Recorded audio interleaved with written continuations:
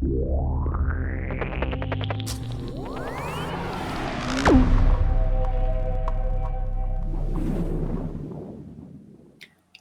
and welcome to askLRR, the monthly segment where we answer questions that you ask LRR.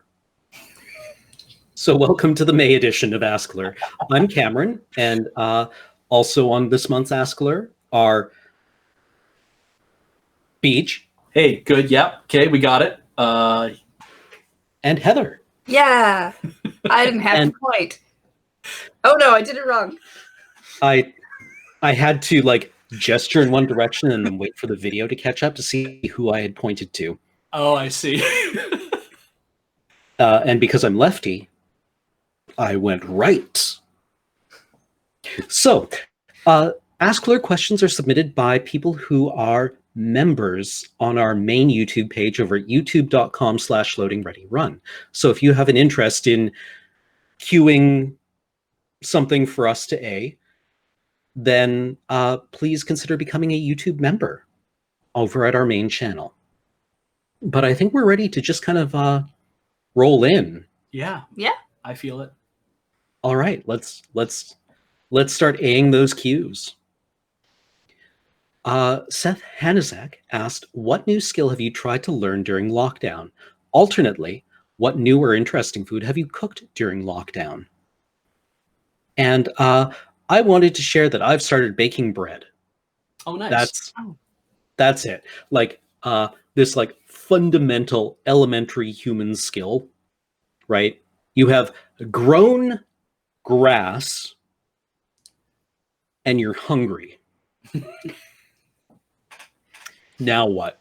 Right? Like what's phase 2 of this operation? Well, you take it and you process it and you turn it into this thing that's amazing. Right? You not only cultivate the grain, but you also cultivate a microorganism which digests parts of it for you and turns it into fluff that you then bake and eat with butter and some like coarse salt, or maybe you make sandwiches. And then you have people on the internet asking you about your crumb structure and your hydration percentages. And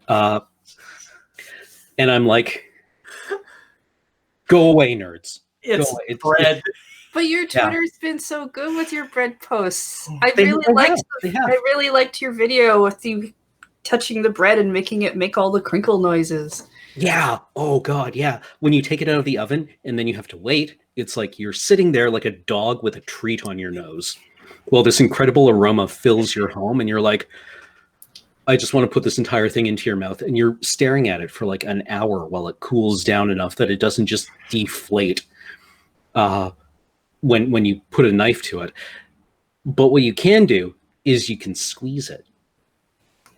And when you squeeze it, sometimes in the right place, you get this amazing cracking noise as all of the, like I guess as you're working the dough and you're pulling and folding and like doing all the stuff to it, you're developing glutens, which are these little molecules inside the flour that get pulled into longer and longer chains, which give it structure, and then they cook, and like sugars in the bread, I suppose, start to caramelize in the French guy's name reaction. Maillard. And the Maillard reaction, yeah. And they turn this dark color and they get crunchy. And then you squeeze it with your fingies and it makes this incredible noise. And then you eat half the loaf of bread in a couple of hours. Yeah, and that's surprising when that happens, isn't it? Because you're like, I didn't think I wanted bread this badly, but here we are. Yeah, and it's got like just all of the things that you crave because it's a little chewy and it's crunchy and it has a little bit of sweetness and a little bit of sourness. And it's just like good. It's good. Yeah. And it feels like oh, I'm sorry, go ahead. No, you go ahead. It feels like the kind of skill that, you know, a human should be able to do. Yeah. Right? Like, you know, I can write a sonnet and I can solve a differential equation and I can bake a loaf of bread. Right? essential kind of explorations of the human condition. Mm-hmm. Yeah. Can you express yourself in these many different forms? Yeah. Like Yeah. I can sketch using charcoal, and I can hand wash my laundry. Next up, I need to figure out how to clip my own hair, I guess, and con a ship. Right? I think that's probably also on the list of like weird, like not quintessential human skills, but things only humans do. Right? Yeah. At some point, you sail a ship, probably. I mean, I have already learned a long time ago how to change out the front end suspension on my vehicle. Mm-hmm. Like take a whole bunch of that crap apart and then put it all back together again with new parts. And that is a thing that I learned how to do. Yeah. I didn't learn it during lockdown though. I mean, I've learned how to like darn tears in clothing. Nice. Oh, that's very useful to know. Yeah. I should probably also learn how to sew. My mother sews. Simple sewing is actually really good to know. Like some darning, so that's already good. Mm-hmm. But like sewing on a button is probably like the next step if you don't know that one. Oh yeah, I got that. I lost a button off my duvet cover and I reattached it. Yes, so that one's really good. And then after that, it's like doing little things like having a seam that splits and being able to sew that back up. Mm-hmm. But like eventually I'd also like to learn how to sew a shirt.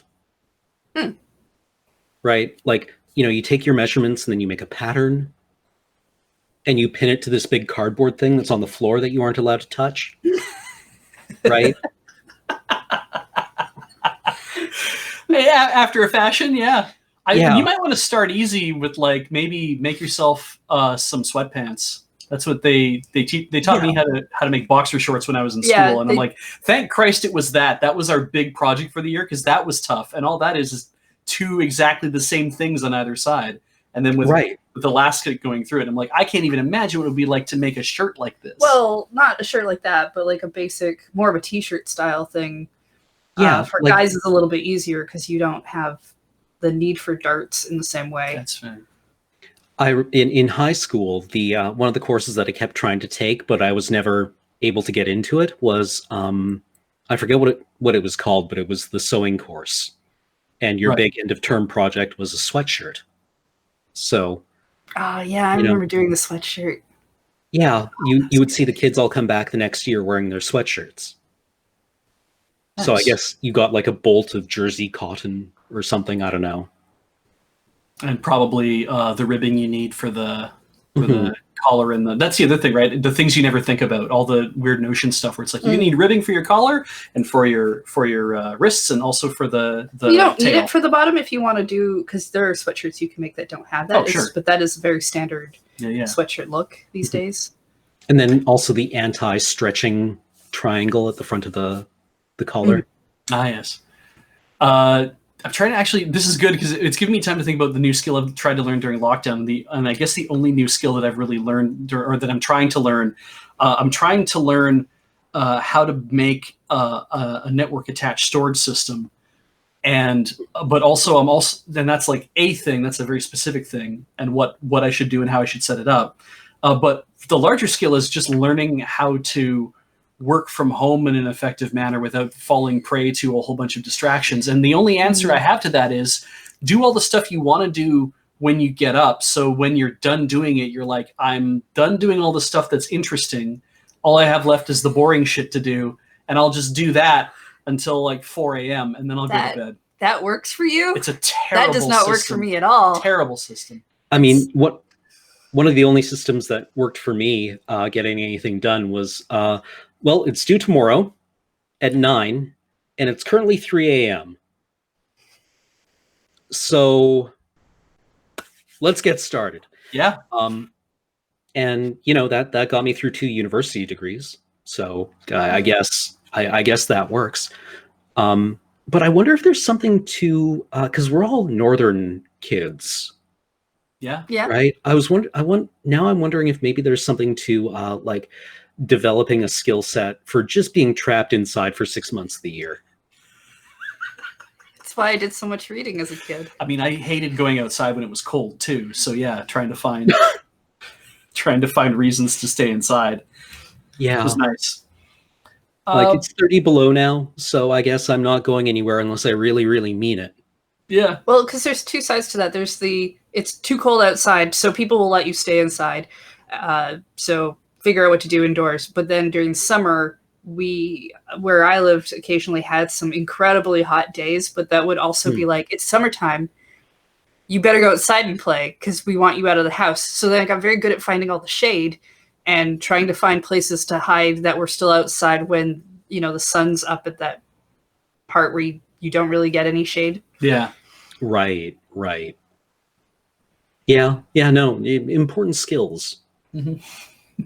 But bread, I guess, is the thing that I've started doing.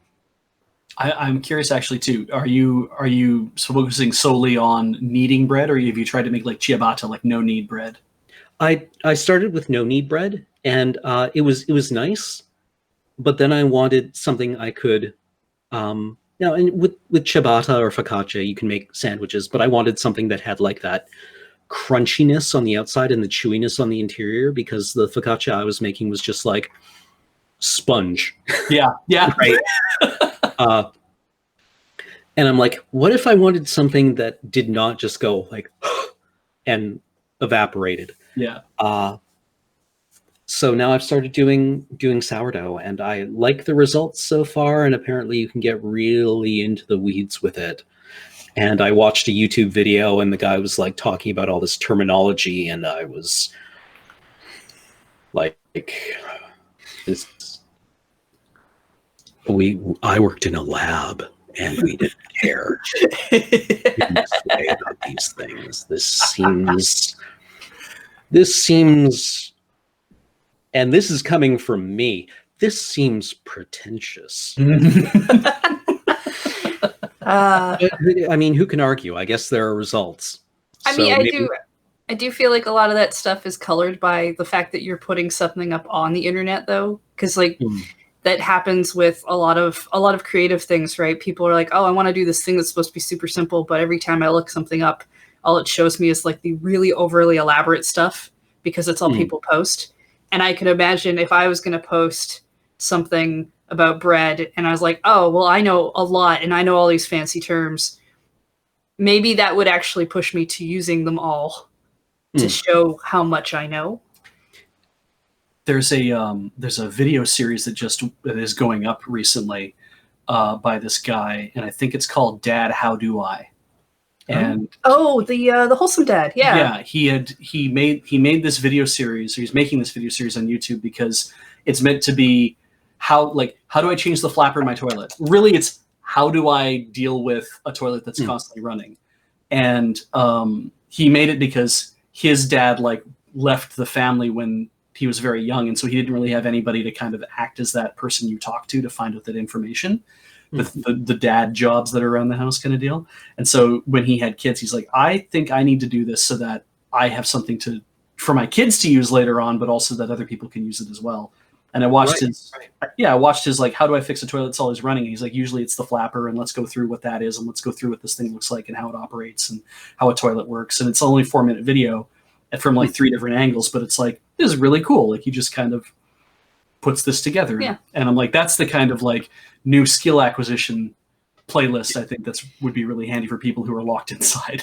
I think my only experience with fixing a toilet that's always running is going up to it at 3 a.m., muttering under your breath, taking the lid off and bending the floater. Yeah. Just being like, fine.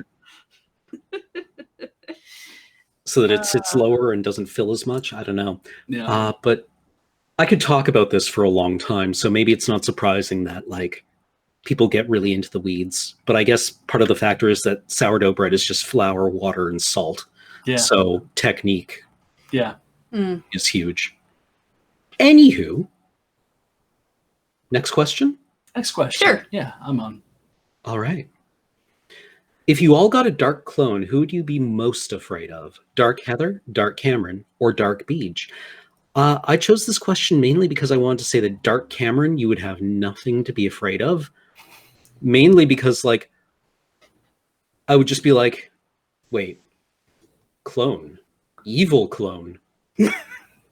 This means we can just have a possibly limitless supply of evil Camerons. Hey, you know that thing that we wanted to try but seemed dangerous? Let's go do that. High five, evil Cameron. And it's like, yeah, high five too, neutral Cameron.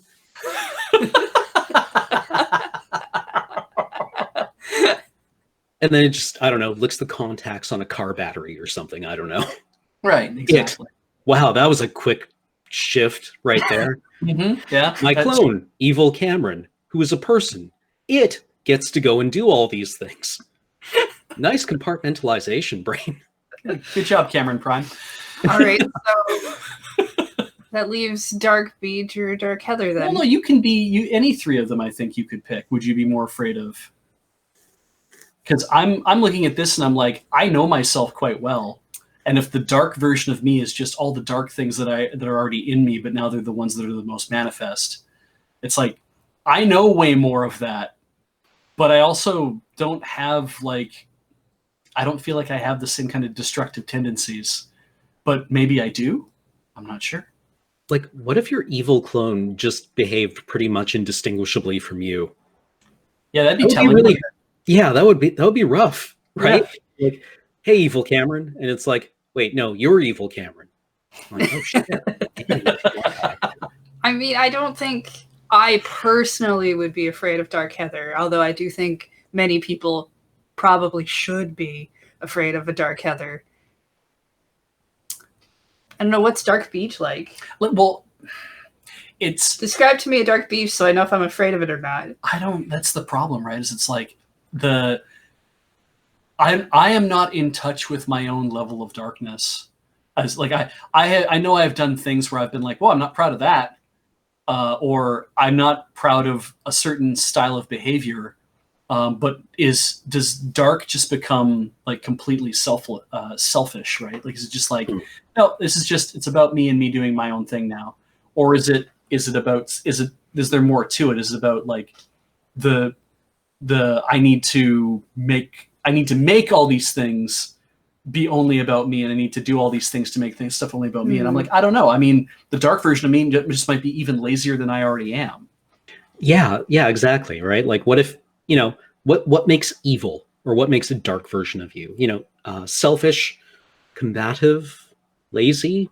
Yeah, but maybe like cunning, like in a way that's like scheming. Scheming, is more maybe. Yeah, is a more negative word to use than definitely. And it's like, is that what I really see myself necessarily being? I don't know. Or maybe there's a level of ambition that becomes more driven because there is a darker version of me. It's like, I need to have all these things, so I need to be more ambitious. That's the thing. I think a dark version of Heather would get more done, but it would be at a cost that people would not enjoy. It would be very incredibly manipulative and would sacrifice how other people feel. Because generally when I make a lot of decisions where I'm trying to get things done, I am considering what I think other people will feel in that situation. And when you don't have to think about those things, you can get a lot more done. I imagine, I'm hoping, like probably up to a threshold, right? Yeah. But like I keep thinking of this one encounter I had in a cafe, and I say encounter, I was eavesdropping in a cafe. Yeah, on a conversation, and it was this large group, and one of the members of at the neighboring table was saying that she had been on a vacation, and she had made no compromises to anyone on her vacation whatsoever, and it was wonderful. And now that it was over, she realized she was done making compromises in everyday life as well, and she wasn't going to make any more compromises. And her friends were like, "That's good for you. That's really, like, go for it."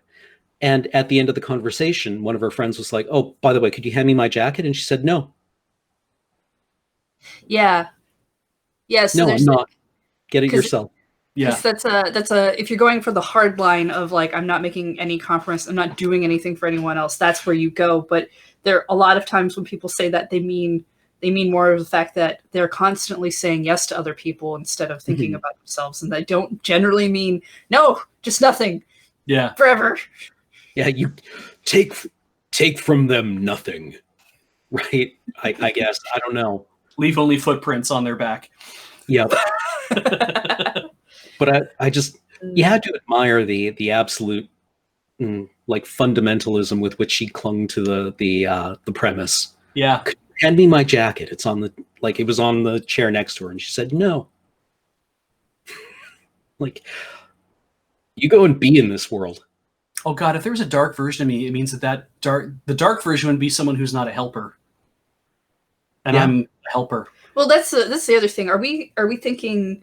This person has asked if we had a dark clone, but I do feel like a lot of people look at us and think of us more of as our Commodore Hustle selves. That's true. And I feel like my Commodore Hustle self is already kind of dark, as is. Well, like, I mean, there is a question about this later on, and we can talk about it a bit later. But I think one of the salient points in Commodore Hustle is that we always cut away before we actually show how our characters get anything done. Yeah, that's right. fair. Like, it's always like we set up the premise and then come back, and somehow we've gotten it done, even though we shouldn't be able to, because we can't imagine how we get anything done. Right. Yeah. Getting anything done involves collaboration, and collaboration involves compromise, and most of our characters don't do those things. Yeah. I feel like I would be most afraid of, I'm going to just then say hard, I would be most afraid of myself as my dark clone, because I think everybody is probably more afraid of having a mirror held up to their face to show them their very worst tendencies and their very worst behaviors. Yeah. And then I think that just kind of encapsulates it. Like, the only then person I'd be more afraid of, or the only person I'd be as afraid of, or maybe less afraid of, is then seeing my wife's dark side, because then I have to be like, now I have to not only see that, but I also have to see the pain that somebody I care about going through, having to have all the worst things about themselves being like put in front of themselves and being confronted. Well, it's very good of you, Beej. Yeah, I would not enjoy that process at all. So you're definitely not a neutral Beej. No. You're very much a good Beej. Yeah. Okay. Yeah. Next question.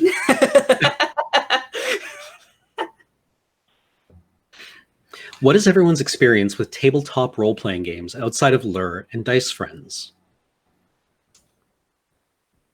Mine's probably pretty simple. The longest campaign I was probably on was a 4th edition game back in Edmonton with a bunch of friends. But before that, I played a brief bit of Legend of the Five Rings, the D10 system. That was years before. And then also a tiny bit, we had a Paranoia one-shot before the red clearance rules came out. And that was like all of my role-playing stuff up to Loading Ready Run. That was pretty much it. Because any sort of that experience was just like not something I was that interested in. Yeah, mine's been, I mean, you were around for the one we tried to do at a convention, which was a bad idea for several reasons, and that did not turn out good. That was a bad experience. Yeah. And probably like really my first time with an in-person trying to do a thing. That did not work out. Did not like that. And then otherwise, most of my outside of LRR stuff has been, do you remember when Yahoo used to do groups? This is basically forums. I do. But it was all done through Yahoo. I joined a whole, like, I think at one time I belonged to 50 different Sailor Moon related RPG things. And I just did that a lot. And those were like online. You pick a character or characters. You have a character, you write first person, and you kind of just end up going around in groups. And because it's an online system, and at the time it wasn't like a dice rolling thing. It was all chivalry based. So you couldn't always get hit by things, but you couldn't always win. And how did the plot want to? It was more like a co-written fanfic, really. Very collaborative writing exercise. Yeah. Where everyone is only one character each. I did that when I was 16, so that got me through a lot of high school shit. Impressive. I have played TTRPGs since I was about 18 or 19, I want to say. My first one was a Shadowrun. Was it 2nd edition? Yeah, it would have been 2nd edition. where I some friends were playing and they invited me to play, and they were like, we need a rigger for our campaign. And riggers in Shadowrun, if you're not familiar, are the drivers and the drone pilots. And I was like, sure, that sounds fun. And they handed me the Shadowrun second edition book, which is about an inch thick. And they're like, you need to have these rules memorized. And I'm like, that's a lot, but okay. And then they're like, and here's the rigger book, which was also another thick book. And that book had no fluff in it. The Shadowrun book had all the fluff and background information and didn't seem so bad. The rigger book was awful. And I'm like, I guess I just wait in the van. And it's gotten better since then. It's all been uphill since then, I guess. This is seriously like I do more tech work for Dice Friends, so watching that, it's like, oh, everyone looks like they're having fun. This looks very simple. And then every time I see like the prep work, where it's just like, here's the potential 16 books that anybody can read, and I'm like, why does setting this up look like doing your taxes? Mm-hmm.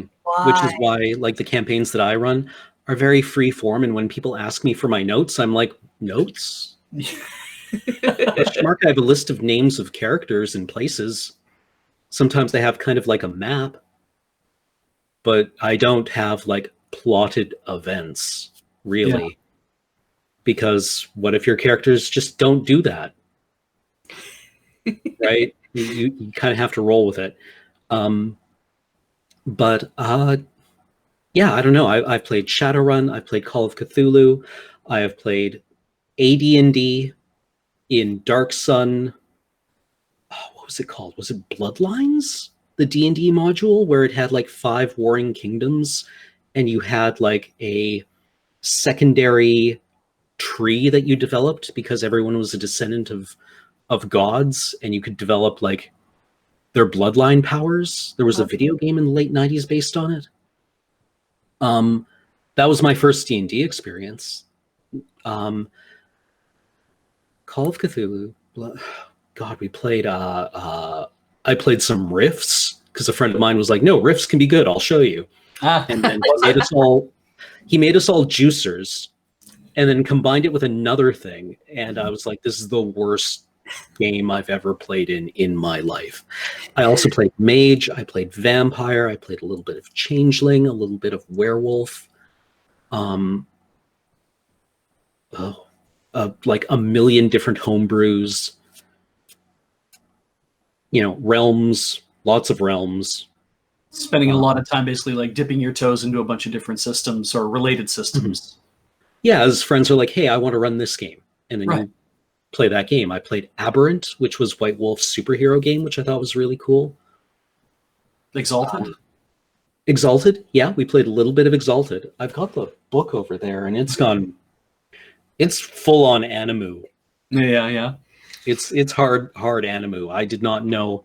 This is before I became familiar with animes, and now looking back at it, there are some things I was supposed to pick up on that I did not. I just like role playing like with Dice Friends. Like it's to get into games outside of Loading Ready Run is more difficult for me because Dice Friends provides me a great structure. And that I can also kind of lean into the performance element of it and not feel like I'm taking anything away from anybody else at the table, right? That's a very improv thing where you're like, if I treat it like a performance and I treat it like I'm supporting everybody else and I'm trying to give us all opportunities to do things, but I'm also trying to enjoy myself and have fun at the same time. The thing I sometimes worry about with going to a game where I don't know anybody or I know very few people is that I always run into this thing of like, I don't know how much they trust me. And I don't know how much I should trust them. And am I going to have a good time tonight or am I not going to have a good time tonight? So yeah, Dice Friends is just a very easy cheat for me to be like, I know everybody at the table and I'm going to have a good time because I know everybody at the table. There's some prep work done beforehand. Oh, absolutely. Clearly, because like people have got their characters kind of sorted so we can get the artwork done. And there's been discussion of like what kind of story people are going for. So you're not maybe taken off guard by something, a tonal shift or maybe you're expecting something different. Like that whole there's from what I can tell in the last couple of years, especially, there's been a big movement towards setting expectations and finding out what your players are comfortable with beforehand. And that just seems like a really good thing to do as a decent human being. Yeah. And also, the campaign setting was called Birthright. Ah, cool. Okay, because I was like, Bloodlines is definitely a vampire thing, but Yeah. The campaign setting that I first played in was called Birthright. Got there, everyone. nice. But yeah, no, like setting boundaries and setting expectations is very like important and is a newer thing, I guess. Yeah. Newly popularized. Yeah. Yeah, newly popularized. Earth Dawn. I played Earth Dawn too. Okay. This comes in. This should be pretty quick. I picked this because it's an improv question. In the behind the scenes for panelists, you led some improv exercises. I really enjoyed those. Do you have any other simple exercise? Another simple exercise, really, I can do, and that's from Aldo de Liu. I bet that's Dutch.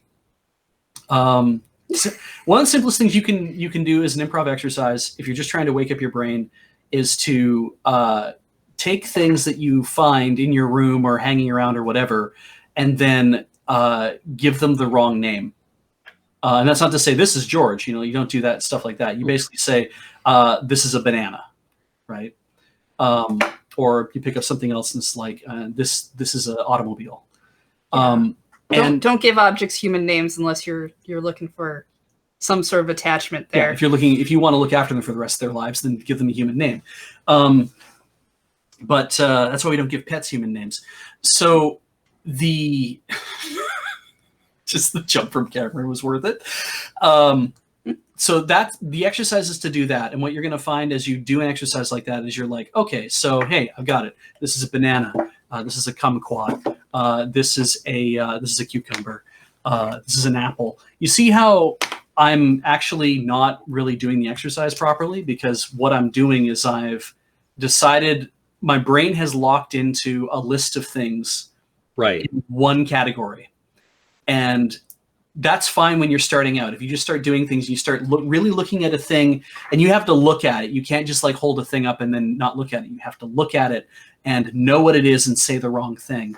And what you're teaching is you're teaching your brain to be more plastic. You're teaching your brain to break what it's seeing with its eyes and actually letting your imagination kick in instead of letting your eyes tell you things. It's like that exercise where you're like, I'm reading red text, but it says the word red, but it's actually printed in green, that kind of thing.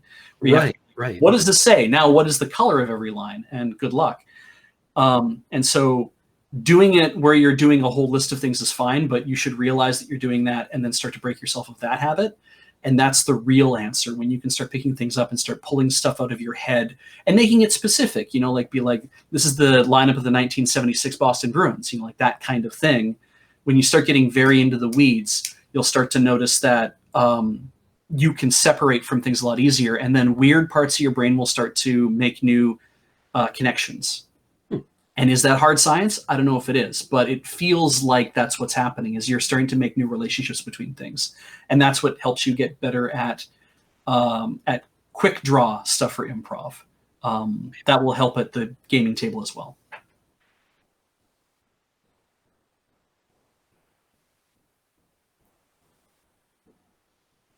Another question. Where is it from? Where will it go? Here it is. What was the creative and behind-the-scenes discussion like regarding the evolution of your Commodore Hustle characters? What traits do you share with your fictional selves? I would love to be able to say that it was very explicitly defined who our Commodore Hustle selves were. But like the initial Commodore Hustle, I wasn't present for. I don't think any of us were present for except for Paul.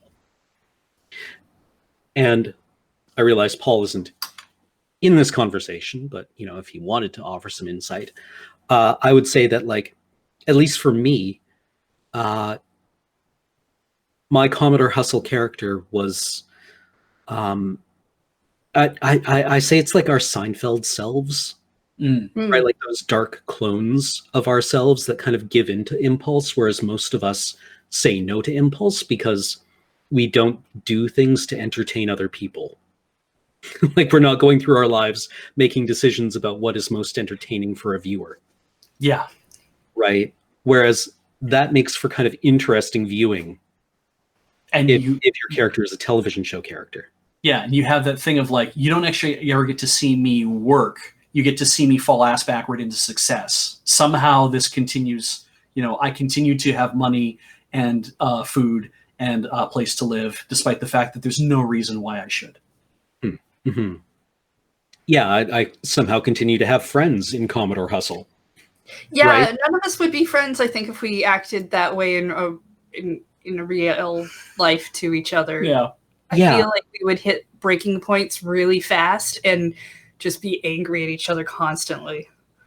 Well, and I mean, I think there's maybe part of the reason why our characters can get anything done in Commodore Hustle is, one, as I mentioned earlier, we don't show us actually doing anything.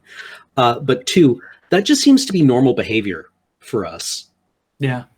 Like being wildly antisocial and mean to one another and selfish doesn't seem to be like, that just seems to be baseline behavior, which is why I really enjoyed in Friday Nights when we brought in Adam, who is just a normal person.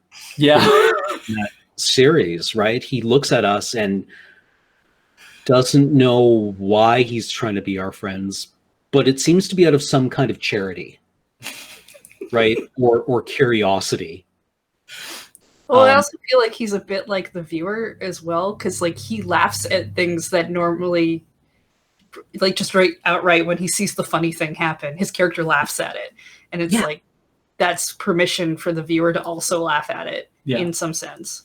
But and it's sometimes, I was going to say, sometimes you also end up becoming friends with people where you're like, I hang out with this person enough that now we've become friends because of what I was really just looking for was someone to play Magic with, etc., or somebody to do X thing with. Mm-hmm. And then you're like, oh, I guess we're friends now. Yeah. What was I going to say? There was another thing. It's gone. Adam let's see, right. It was just bringing in like characters like Nelson, right, or anyone outside of the core Commodore Hustle group who can bring that outside perspective of somebody who's like looking at us and wondering why are you like this. So to actually answer the question, we just kind of like, our characters developed very organically. I think when you're writing one of those episodes, you just kind of are like, not explicitly, but you realize which character would do this if the brakes were off, right? Or if the social constraints were off, and then you like realize, oh, it's James. Yeah. Well, and stuff just kind of happens on its own, right? Like you get people into a situation, but then it's like, okay, well, what would this character do? What have they done before? Sometimes Kathleen will ask me what I think how my character would react in a situation. Because I know, I think probably the most violent my character has maybe gotten is in that last episode we did with the bog, where you can see me moving towards the person in the squirrel outfit with a knife. Yeah, ready to sneak attack. And everyone's just like, oh, Heather murdered a real person. Yeah. I'm like, did I though? You've no idea if I did or not. But because I don't really see my character as the kind who normally does their own grunt work. Like the thing where I push Cameron up against the wall when I see Beej for the first time is like a break in that, because I'm startled by seeing Beej at the office. He shouldn't be there. But most of the time I'm like, oh, yeah, I have the threatening knife to threaten the internet with, but I'm not going to use it. It's meant to be there to scare you. Yeah. Right. Anything that I've done has largely been, Kathleen sits down to write an episode and it's like, well, I like this idea of Beej being like X. And the next thing you know, it's like, well, Beej is not only, he owns properties. Because we think it'd be interesting for, her and Graham maybe came with this together, I don't know. And then that becomes a new pivot point. That's like, Beej actually owns real estate in Victoria. Your first character appearances was to help Paul as an assistant. And then you got like memeified or something. So your character was like just like this weird like friend to Alex where you guys would go off and do whatever, and then eventually you got fixed. You got Yes. and now your character became something completely different. Yeah, well, I mean, but it's also informed by all the stuff that has happened before, because otherwise it would be like, why even bother having that in the first place? Yeah, because when you see me for the first time in Commodore Hustle ever, I'm sitting at a table and Graham's like, "Oh, Beej, why don't you?" I'm like, "I don't work for you," and I left. And why was I even there in the first place? Who knows? But we do have like off-screen conversations where we're like, I'd like to be able to see this happen. Or like, I was really hanging on to the fact that you and I had never actually shared a scene in Commodore Hustle up till the point that we really did the big thing. And people were like, well, no, there was that one where the two of you were like sitting with Ben when he's got the chicken nuggets out and all that kind of stuff. I'm like, yeah, but that doesn't necessarily mean that we were doing that at work. We could have been just hanging out after work, like trying to find ways to like wave it away. That it's like, just let the reality be the reality the way that it is. And when I brought this up a couple of times, I was like, can we please try to do this? Because I think it'd be a really good like twist on the episode. And that becomes part of the show. Right. So right. We are allowed to have influence. All right. Okay. For everyone, what TTRPG systems do you enjoy playing the most? The least? Do you have a TTRPG system that you love to think about and play with, but don't actually run games with? And this is a question from Thomas Hederman. I'll answer first because I don't really have a preference, but I guess because I can't think of anything, but because I like rolling dice, I like to play a system that allows me to roll some dice. And I think Paranoia kind of just occupied a really nice sweet spot for me of like the way that Dale was running it felt really good. And systems I don't like are ones that are either really too rigid or really too freeform. Mm-hmm. So that's me. That's my answer. I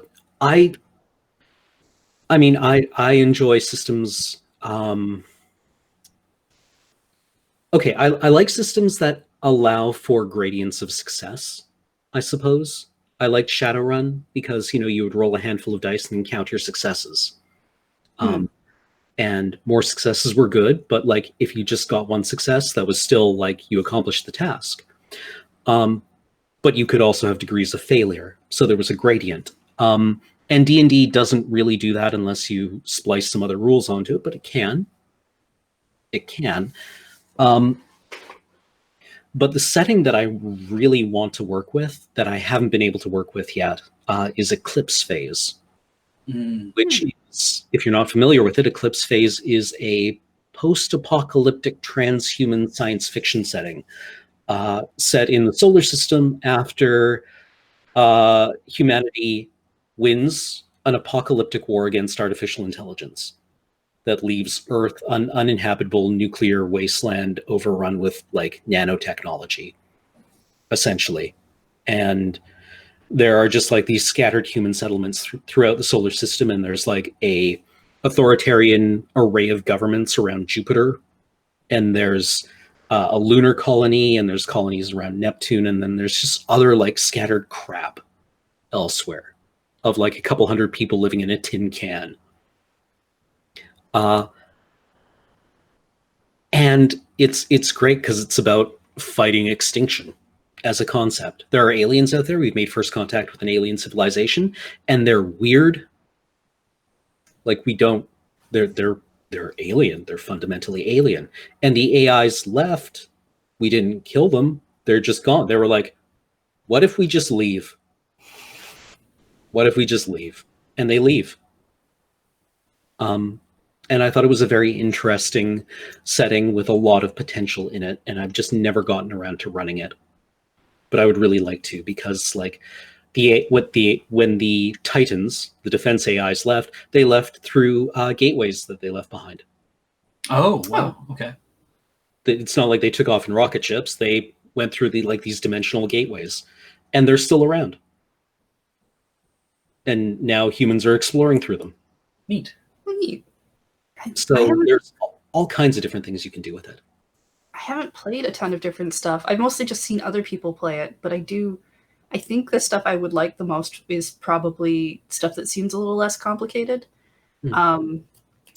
What We played system? Fate. It's Fate that has the plus and negative dice. The fudge dice, yes. Yeah, I like that idea. I like what Jacob has described to me about how vampire works with the whole like you've got like blood dice or some sort of like hunger dice, I think, where you're constantly trying to battle being hungry and how that affects your actions and things you have to do to pull that back, and just like that idea of I know there was one Dale did where you rolled dice and it was like how many successes did you get, how many failures did you get. When we played Paranoia, he played it like that. That kind of thing where it's just like you could succeed, but you might succeed at it in a really weird, bad way that you don't want to succeed at it in. Mm. You know, like you want to open a door, but instead of just like opening the door, you pull it off its hinges, and that's not really what you intended to do. So now it has maybe a negative consequence to it, but you still succeeded at the thing you wanted. Mm-hmm. Well, like I feel like the randomness is part of the fun of a TTRPG, at least for me. So the ones without dice, where you're just like, I choose that this is what's going to happen. Yeah. And you agree with your game master and both come to a conclusion about what happens. I'm like, yeah, but I kind of like the Looney Tunes aspect of just tossing dice. Maybe I like the sound of maybe I like the sound that they make. I don't know. I find it very hard to describe what the appeal is, but I find it viscerally enjoyable. Maybe it's more that syncs up a little bit more with how reality works, because you can constantly try to do something, but there is the chance that you might fail. But in a game where you have total control, if you don't have something that tells you that you failed, you don't know. Like, because why would you just be like, well, I failed. I tried to open the thing and I failed. Mm-hmm. Yeah. No, that's good. I like that. Like, unexpected failure is interesting. Mm-hmm. Right? Like, character does not develop without hardship. Mm-hmm. But yeah, failure is narratively interesting. Yeah. Or it can be. Unless your DM is like, haha, I outsmarted you. Yeah. I lied to you this entire time. It's like, oh yeah, I guess you did. I mean, yeah, it's like, yeah, you got me good. It's said that the audience enjoys to see success, but I can be successful at lifting anything. So success without having to work for that success is actually not that interesting. Mm-hmm. Yeah. Mm-hmm. Next question? Yeah. All right. How is the spring anime season going for you? Seen any good stuff or have any recommendations? Did you want to go first? So some of the spring anime is kind of on hiatus. So I don't know if it'll be spring anime anymore. Yeah. If we're gonna go with stuff that I enjoy, though, I think probably the two I can think of off the top of my head is Fruits Basket Season 2, because it's just more of what I've wanted from that. So it's more of what I want. So that's great. And My Next Life as a Villainess. Oh yeah. Amefura. I quite enjoy. Where it's I have a problem where I don't like isekais right off the bat for being isekais. And it's an isekai where she gets pulled into a dating video game, so she knows all of the most of the routes, the story beats, and the flagged events that could happen, but she's the villain. And because she's the villain in every one of those routes, because of the specific character she's playing, she is going to die or maybe get thrown into exile or have like the worst possible stuff. There's no neutral event for her where things would probably be okay. So, but she's got a lot of time to work up until the actual proper start of the game happens, where any of that goes on. So she's like, cool, well, I'm going to learn how to farm so that if I get thrown into exile, I know how to make food. And I'm going to do these things, and I have all of this extra knowledge that I'm going to plan out. But also, she doesn't quite have as much knowledge as she needs, because it's the prologue to the game where you wouldn't see any of these things. Okay. this character because she's too young for that. Yeah. And I've been enjoying that a lot. What was that called? My Next Life as a Villainess, Okay. all routes lead to doom. But it's also just referred to its Japanese short form name, because of course it's a Japanese long form name. The short form name is Hamefura. Okay. Yeah. And it's a comedy, and it's real cute. It's balls to the wall comedy kind of thing. As a person who's played like dating games and stuff too, it's really fun to watch her accidentally take what would be a romance flag event for another character, but she's now done the thing, like she has saved this character from bullies, but that should have been Prince so-and-so's thing, but because she's done it, it's completely altered that relationship growth.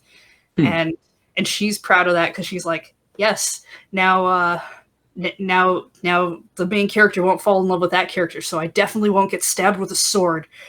Okay, cool. Yeah, that's good. But she's completely missing the part where now that she's changing things, that her own relationships are much different than what they should have been, and that she's being friends, and that the impact that really does have.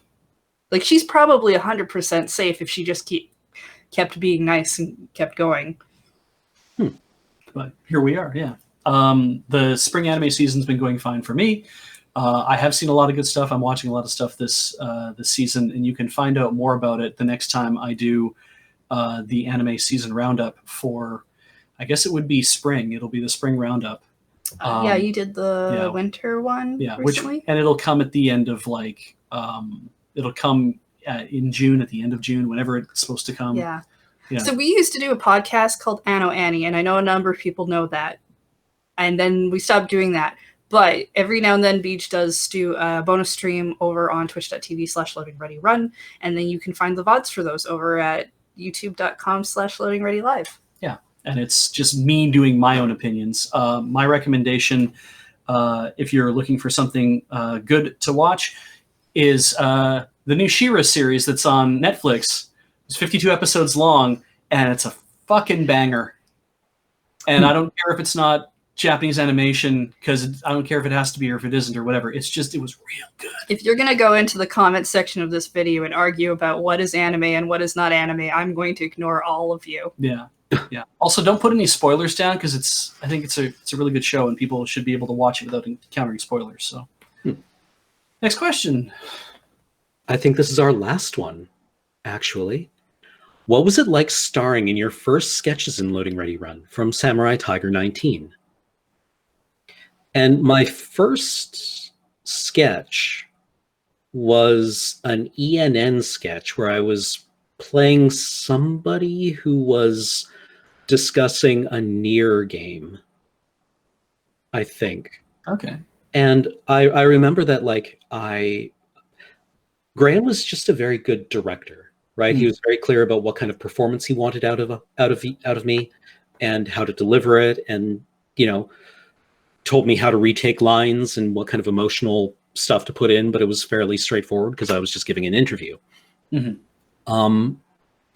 And yeah, it was, I had done a tiny little bit of acting before. I had been in a couple of friends, fringe productions back home, and in a couple of other plays as smaller roles. So I wasn't completely new to acting, but I was new to acting in a place where people could see my face, right? And I wasn't doing theater acting, which, you have to sell it to the cheap seats. Right. But I've tried to internalize this idea that acting is what happens when emotions come out of your face. And if the emotions don't come out of your face, then it doesn't matter what's going on inside your head. Right. Your job is to stand in a certain place and say or make these noises in a certain order, and have an emotion come out of your face. Otherwise, then why are you here? That reminds me so much of that thing where they show a picture of somebody, and then they show a clip of something happening, and then they cut to an actor who just has kind of a neutral expression on their face as they look at it. and then they show another clip of something completely different emotionally happening somewhere else, and then cut back to that actor having the same neutral emotion. And when they show people these things, they're like, oh, look, he's being so pensive. Oh, look, he's furious. He's shaking with anger. Like these things that they think that they're seeing in the actor's face because he's being a complete blank slate. And yet, if we try to do that in video, like in the videos that we make, nobody would buy it. They'd be like, oh, you guys are just bad actors. It's like, well, some of you think that this is acting when you don't do anything. Yeah. Right. It's like, especially if you end up as like somebody who's not in the foreground of the scene, but you're still visible. And so all the stage direction has absolutely gone to the people who the focus is. But we're in a recorded medium, which means people are going to like look at everybody at some point, maybe on a rewatch, or maybe if they're doing the silly thing of going frame by frame because they're trying to find some, I don't know, Game of Thrones coffee cup in the background. But it's you can be in the background. You're like, cool, I'm part of a hostage situation. I guess I should look scared or something. What am I doing? Tense. I'll be neutral. Oh wait, being neutral doesn't look like anything. When I was in my first sketches, crap. That one that was about the reality show was like the first sketch where I had like, I was kind of like a primary. Oh, the fear factor one? No, anxiety factor? No, it was came even before that. It was actually the second one we did after the Commodore Hustle, where I basically walked out. I actually boomed that episode, so that's why I was available. So I got to be like, I don't work for you. But the real one I did was the next week, where it was like Kathleen was a producer of some sort of like series, and she was taking like people were auditioning to be in the reality show or whatever it was. I don't quite remember. Oh, was this the one that produced Fill This Man with Cream? Yes. Right. Yeah. Right. And which is just a throwaway. That's the thing that gets remembered the most, I think, about it. But that was like one of the best throwaway gags. Or as a visual thing. But doing that was like, oh, like what I felt was, oh shit, they trust me enough to be in front of a camera. Thank God. Like they not only do they want me to just, not even the Commodore Hustle thing where I was just there as a goof. It was like, you want me to play somebody on camera, you want me to act to camera, you want me to, and I've never seen how any of the behind the scenes of how LRR had ever done anything. I was not blown away. I wasn't nervous. I wasn't like, am I going to do this right? Am I going to do this wrong? I was just like, sweet. They actually just want me here to do this. Good. I'm on board. They like what I'm doing. They wouldn't put a jackass in their comedy, obviously. So this is going to be a good relationship. I mean, I definitely think probably the easiest times I've had is when Graham is directing, and that's not to like throw shade at anyone else. It's just Graham's very practiced at what he's been doing, because I've definitely had 20 takes on a line, and your own self-anxiety will hurt you a lot more than anyone yelling at you once you hit that line too hard. But I've never felt, whenever Graham has told me to retake a line, occasionally I might not get like the instruction he's trying to imbue, but I never feel like he's lost any patience or that he's mad. Like that kind of thing. And that's been really good. But I've had other, like, I feel like probably the worst thing we ever do is when we try and go off in a group and we haven't assigned a director, and then we have like 6 people trying to tell a person how to do a thing, because that's just too many people, all with slightly different things. Or Beej will do this to me quite a bit, where he will say the line at me in the way that he's supposed to say it. I'm like, but I did say it that way. And you see those and I didn't say no, but that's what happens, right? But it's like Brooklyn Nine-Nine did that joke where they have Captain Holt speaking to another person who is exactly the same as him, and they keep repeating a line back and forth because the person's like, oh, you have to say it this way, and it's exactly the same in the inflection until they hit a point where they're like, yes, that one, do it that way. Yeah. And to me, it's just like, when someone says a line, they're like, oh, say it like this. And I'm like, okay. And so I do. And they're like, no, like this. And I'm like, why are we doing this gag? Yeah. And we're not filming. This is not for film. This is clearly not a gag, but I'm don't frustrated. Okay, stop being frustrated. Oh shoot, I just told myself to stop doing a thing that's really hard. Ah. Can we do the Oh, you haven't answered yet though. Or have you? Yeah, I mean, I could probably go into more detail. I mean, because the ENN thing of just being like you already had done the acting before, so it's yeah. Well, I mean, like you are both also experienced improvisers, right? And you've done stage stuff before, so I think we're probably all coming at it from like a similar thing, right. But yeah, going into like something where people can see your face is weird. So you have to do things with it, right? It has to. I'm not a terribly well. No, that's a lie, because I always tell this story. But I had a boss when I was working at this one job who would bring me to meetings with her because she trusted me and she could read my expressions across the room. And whenever I thought somebody was saying something stupid, it was apparently highly visible. Oh, wow. I did not do a good job of concealing when I thought somebody was stupid or saying something wrong. And she would be like, okay. I needed when she needed a second opinion on something, she could evaluate that very, very quickly from me. You were a dowsing rod. Yeah. Yeah, apparently I grumbled or would sigh. Oh, wow. So saying I don't emote is wrong, because apparently I do quite powerfully. I just don't do it in any way that I control or interact with in any way. I mean, it's difficult because if it's somebody telling you, hey, you should smile, I've definitely done the thing where I'm like, okay. Yeah, right. Right? Like, it's like, well, oh shoot, now I'm thinking about how I smile and I look unnatural and creepy. Yeah, exactly. Right. Like I remember that from family portraits where my dad would be like, no, just smile normally. Just smile normally. You're making a weird face. And I'm like, I don't even know how to move my face anymore. I can't. I have gone. All of my muscle control over my face is now completely gone. Now say the same sentence and act a certain way. Okay, now you can't get but then you can get the facial expressions right. But now you've said that sentence 20 times and your brain's just like, I don't know what words are anymore. Yep. Yeah, well, like there's that interesting thing where you're trying to deliver a line and you mess it up and your performance improves a little bit. And then after about like the third take, it just goes down and never gets better.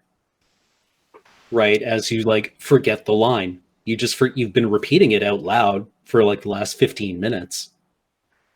And suddenly it just goes away and your ability to remember it has also been completely deleted. Yeah. Yep. Words have no meaning. Oh, can we do the one that we all three of us? Yes. Oh, right. Yes. One final question. A restaurant that recently opened down the street introduced me to Nanaimo Bars. I was curious about them and found they originated on Vancouver Island. I instantly thought of you guys and was curious if you've had them. This is a question from Laird Derricks. The answer is yes. Yes. Yes. I remember when I found out that Nanaimo Bars were actually from Nanaimo and were like a Canadian regional food, if you can call a country as large as Canada a region. A discrete region, but I suppose with regards to Nanaimo Bars, sure, it is. Yeah. Because I thought like, well, there's this city called Nanaimo, and there's this confection called a Nanaimo Bar. Maybe they're named after the same thing. Right? Like maybe there must be a common etymology, right? Or an origin word for them. No, as it turns out, they were just from Nanaimo. Yeah. And what they are is like, it's like a chocolate coconut kind of like bar. Like a cream, like a custard? Start with a brownie. Yeah, let's start with the like a brownie. A brownie, then a layer of custard, and then a layer of chocolate. Yeah, and the custard layer is usually is thick and solid. It's not a runny custard. It's a and it's a lot of times it's almond flavored. Yeah. Yeah. And there's coconut in the brownie portion, and the thick part on, like the thick chocolate coating on top is just like it's baker's chocolate that's been melted down and then poured over top of this and left to solidify, right? So you get that whole tempering process involved. Yep. When I was very young, Nanaimo bars were not a thing. We would come to Penticton and we'd have them, because now we're in BC and I lived in Alberta, and so they were available only in BC. I never had any. Really? I had them all the time as a kid. But that's the thing. Like in Southern Alberta, never saw them when I was a child, and we're like 5 years apart, right? So there is a tipping point where everyone realized that Nanaimo bars are delicious, and was like, cool, let's put them in every bakery, in every grocery store across Canada. So to ask a Canadian if you've had a Nanaimo bar, the answer is almost always going to be yes. Unless they hate coconut or are allergic to chocolate, they have had a Nanaimo bar by this point, because they are everywhere. That's the problem with Nanaimo bars. It's got the brownie, which is awesome, would be awesome.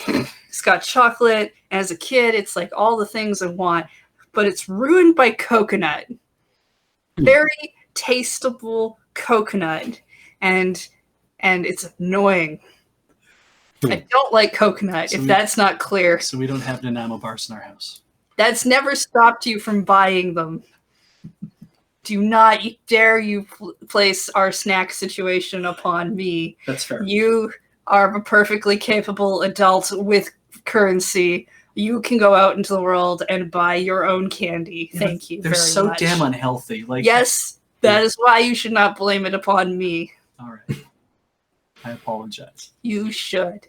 I once dated a woman whose father had difficulty keeping on weight, and I came downstairs into their kitchen one evening and found him eating buttered Nanaimo bars. Oh, Jesus. Sitting at the kitchen table, buttering a Nanaimo bar.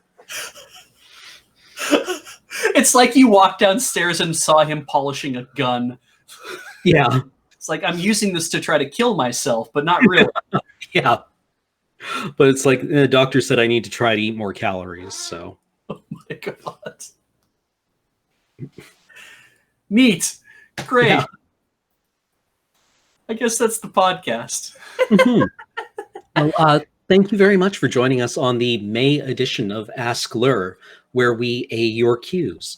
And if you want to submit a cue for us to A next month with our rotating cast of members, please become a member over at youtube.com/LoadingReadyRun, where membership will allow you to ask us questions. Yeah, so for clarification on how that works, is there's a community post that goes up around the beginning of the month. It will tell you who is going to be on that episode and roughly give you a cutoff period of when we'll be accepting questions. So if you're a member, you'll be able to see those. Yeah, and membership does not guarantee we will answer your question, but, get it in there. And if whoever's on the podcast has an insight into it, then it may be picked. So until next month, I've been Cameron. I am Beej. I'm still Heather. And we'll catch you in the future. Bye-bye.